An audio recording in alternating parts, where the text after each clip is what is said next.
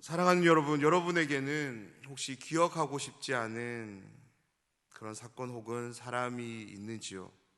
만약 그러한 사람을 길에서 마주하게 된다면, 우연히 보게 된다면 어떤 마음을 가지십니까?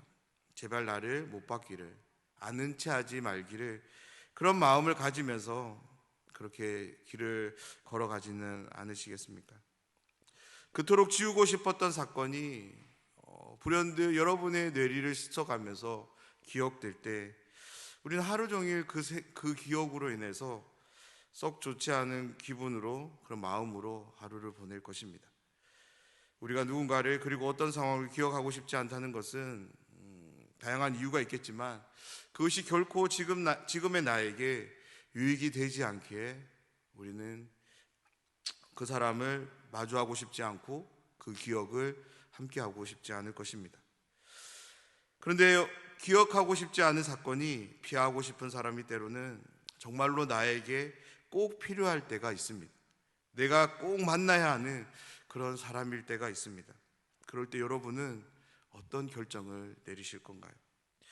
오늘 말씀의 주인공인 베드로, 그에게도 기억하고 싶지 않은 사건이 있었습니다.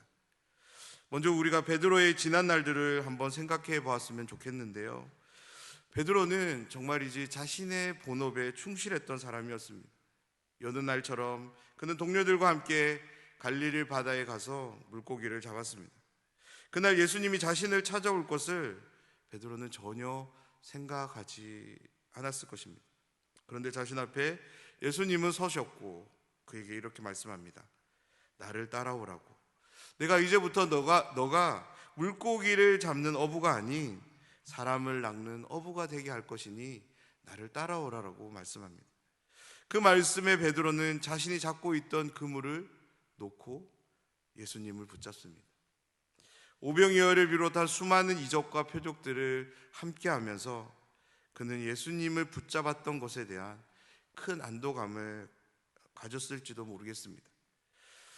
예수님에 대한 베드로의 확신은 점점 더 확고해졌습니다.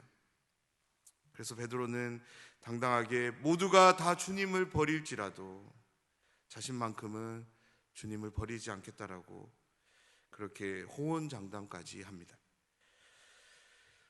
이런 당찬 고백은 결코 그가 다혈질적인 성격이었기 때문만은 아닐 겁니다. 그는 예수님과 함께하는 시간들을 통해서 예수님에 대한 분명한 확신을 갖게 된 것이죠. 예수님은 하나님의 아들이심을 그는 알게 된 것입니다. 그 예수님에 대한 확신은 베드로로 하여금 가만히 있는 것을 허락하지 않았던 것이죠. 그는 늘 그가 믿고 확신하는 바대로 큰 소리쳤습니다.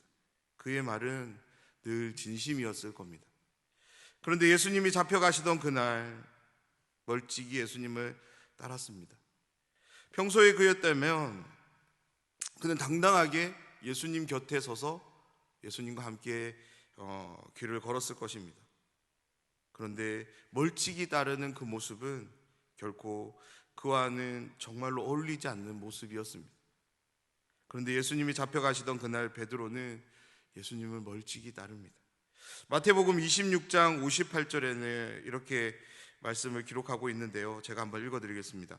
베드로가 멀찍이 예수를 따라 대제사장의 집 뜰에까지 가서 그 결말을 보려고 안에 들어가 하인들과 함께 앉아 있더라. 비록 평소에 그가 보인 모습과는 전혀 어울리지 않지만 주님이 잡혀가시던 그날 밤에도 베드로는 주님과 함께 했고 주님을 따라갔습니다. 예수님께 고백한 대로 모두가 주님을 버릴지라도 베드로는 주님을 버리지 않고 주님을 따라갑니다. 비록 멀찍이지만 예수님을 따랐습니다.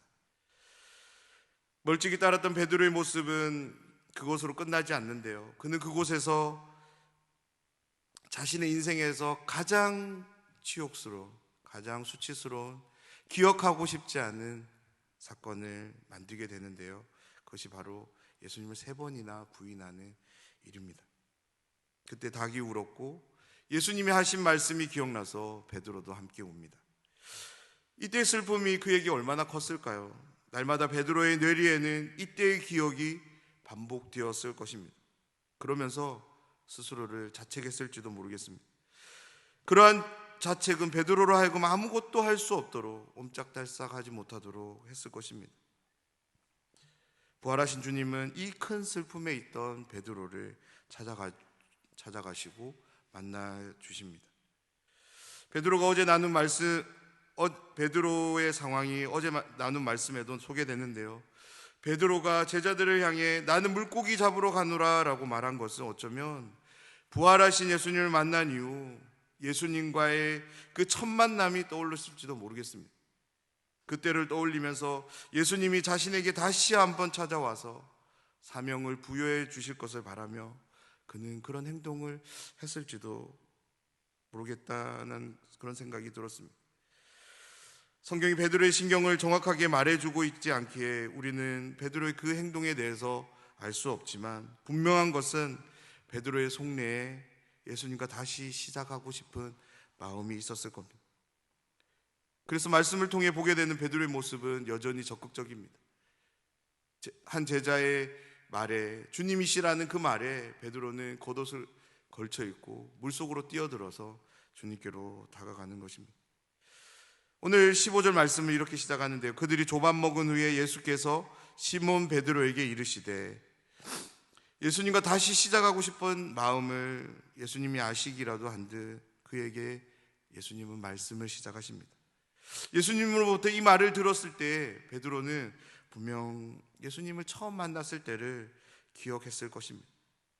그러면서 베드로는 한 가지를 분명히 했을 것입니다. 이번에는 결코 실패하지 않을 것이라는 마음이었습니다. 그런데 베드로에게 예수님의 그 음성이 낯설게 다가옵니다. 왜냐하면 예수님이 자신에게 부여해 주신 베드로란 이름 대신에 요한의 아들 시몬아라고 자신의 본래적인 이름을 부르고 계시기 때문입니다. 그러면서 예수님은 이렇게 묻습니다. 내가 이 사람들보다 나를 더 사랑하느냐 하시니. 예수님의 이 물음에 예전 같았다면 자신이 가지고 있는 확신을 통해서 큰 소리 쳤겠지만 그렇게 큰 소리 쳤던 자신이 만든 결과가 어떠했는지를 베드로는 알고 있었기에 이제는 그러지 않습니다. 모든 공을 겸손히 주님께 돌리는데요. 15절 하반절입니다. 내가 주님을 사랑하는 줄 주님께서 아십니다 라고 예수님께 대답합니다. 이 대답에는 이러한 의미가 담겨져 있습니다. 비록 예수님을 3번이나 부인했던 그였지만 예수님이 자신의 진심을 알아주기를 바라는 강한 믿음의 고백인 거죠. 베드로는 모두가 주님을 버려도 자신은 주님을 버리지 않을 것이라고 했던 장담은 진심이었습니다. 매사에 강인함으로 예수님을 따랐던 그였지만 그 내면에는 연약함이 있었고 그 연약함이 예수님을 부인하는 그런 결과를 만들었지만 그는 늘 예수님을 향해서 진심이었던 것이었습니다. 그런 자신의 진심을 온전히 알아주기를 바라면서 이렇게 대답한 것입니다. 내가 주님을 사랑하는 줄 주님께서 아십니다 라고. 예수님도 베드로의 그런 마음이 어떠했는지를 잘 아셨던 것 같습니다. 그래서 베드로에게 예수님은 다시금 사명을 부여하십니다. 내 양을 먹이라 라고 말씀해 주십니다. 그리고 예수님은 동일하게 한 번 더 물으시고 베드로도 동일하게 대답합니다. 그리고 예수님은 3번째 베드로를 향해 이렇게 묻습니다. 17절 말씀입니다. 주께서 3번째 내가 나를 사랑하느냐 하심으로 베드로가 근심하여 이르되 주님 모든 것을 아시오매 내가 주님을 사랑하는 줄을 주님께서 아시나이다. 아멘. 사랑하는 여러분, 베드로를 향한 예수님의 3번의 물음이 어쩌면 조금은 너무나도 너무하다는 그런 생각이 드시는지요? 처음 물었을 때 주님이 아십니다 라고 대답한 베드로에게 다시 사명을 부여해 주셨으면 그것으로 끝내시지, 베드로가 3번 부인했다고 해서 그것을 안갚음하는 것도 아니고 이렇게 3번씩이나 꼭 물어보셔야만 했을까? 어떠세요? 예수님이 베드로에게 3번이나 같은 질문을 하신 그 상황에 대해서 여러분 이런 마음이 있으신가요? 그렇다면 예수님은 왜 3번에 걸쳐서 같은 질문을 베드로에게 하셔야만 했을까요? 우리는 성경을 통해서 예수님이 아무런 의도 없이, 목적 없이 말이나 행동을 하지 않는 것을 우리는 늘 볼 수 있습니다. 분명 여기서도 예수님이 이렇게 베드로에게 3번에 걸쳐서 같은 질문을 하시는 데에는 분명한 이유가 있었던 것입니다. 3번의 질문에 사용된 사랑하느냐라는 이 동사가 현재형으로 쓰인 것을 우리가 한번 생각해 볼 때 예수님의 분명한 의도 한 가지를 우리는 발견하게 되는데요, 그것은 지금 베드로의 마음을 예수님은 듣고 싶었던 것입니다. 지난날에 베드로가 예수님을 사랑했던 것, 그것이 아니라 지금 너가 나를 사랑하느냐, 그것을 예수님은 듣고 싶었던 것입니다. 여기서 우리가 한 가지 알 수 있는 것은 하나님이 우리를 회복하시는 방법은 철저하게 실패의 상황은 다루시지만 그것과는 무관한 현재적인 상황으로 우리를 온전히 회복하신다는 것입니다. 베드로는 분명 예수님을 3번 부인했습니다. 그런 베드로를 회복시키시는 예수님의 방법은 3번이라는 상황은 가져오지만 지금 자신에 대한 사랑만을 확인하고 계시는 것입니다. 그렇게 3번을 물으신 이유는 앞으로 베드로를 주축으로 성령 하나님을 통해 펼쳐지게 되는 그 복음의 신국면, 하나님 나라의 새로운 그 모습 속에서 예수님에 대한 사랑은 절대적으로 필요하기에, 아니 그것이 절대적이기에 예수님은 베드로에게 3번에 걸쳐서 자신을 사랑하는 것에 대해서 묻고 계시는 것입니다. 사랑하는 여러분, 우리가 이 세상을 살아가면서 특별히 복음에 합당한 삶을 살아가는 데 있어서 가장 중요한 것이 무엇일까요? 그것은 바로 예수님 사랑입니다. 우리가 예수님을 사랑한다면, 내가 지금 예수님을 사랑한다면 우리는 결코 세상을 사랑할 수 없습니다. 내가 지금 예수님을 사랑한다면 죄인을 용서할 수 있고요, 내가 지금 예수님을 사랑한다면 우리는 내가 가진 그 소유를 함께하는 사람들과 나눌 수 있습니다. 중요한 것은 지금 내가 예수님을 사랑하느냐입니다. 과거에 예수님을 사랑했던 것은 지금 아무런 효력이 없습니다. 지금입니다. 지금 내가 예수님을 사랑하는 것, 그것이 우리의 삶의 능력으로 함께하는 줄 믿습니다. 앞으로 펼쳐지는 복음을 통한 하나님 나라는 바로 이 능력으로 감당해야 하기에 새로의 사명을 부여하는 현장에서 예수님은 베드로에게 3번 자신에 대한 사랑을 확인하고 계시는 것입니다. 우리가 누군가에게 하나님 나라 복음 그리고 진리를 먹이기 위해서 그 영혼을 온전히 하나님의 뜻 아래서 양육하기 위해서 필요한 것은 우리가 얼마만큼 아느냐가 아닙니다. 우리가 얼마만큼 가졌느냐가 아닙니다. 내가 예수님을 지금 사랑하느냐입니다. 동의하십니까? 내가 지금 예수님을 사랑하지 않는다면 우리가 아무리 많이 알아도, 우리가 아무리 많이 가져도 우리는 주님을 위해 그 영혼을 먹일 수 없고요, 칠 수 없고 양육할 수 없는 것입니다. 예수님의 사랑, 그것이 지금 나에게 있을 때 우리는 영혼을 온전히 섬기게 될 줄 믿습니다. 사랑하는 여러분, 오늘 예수님이 베드로에게 주신 이 물음을 내 영혼에게 한번 해보셨으면 좋겠습니다.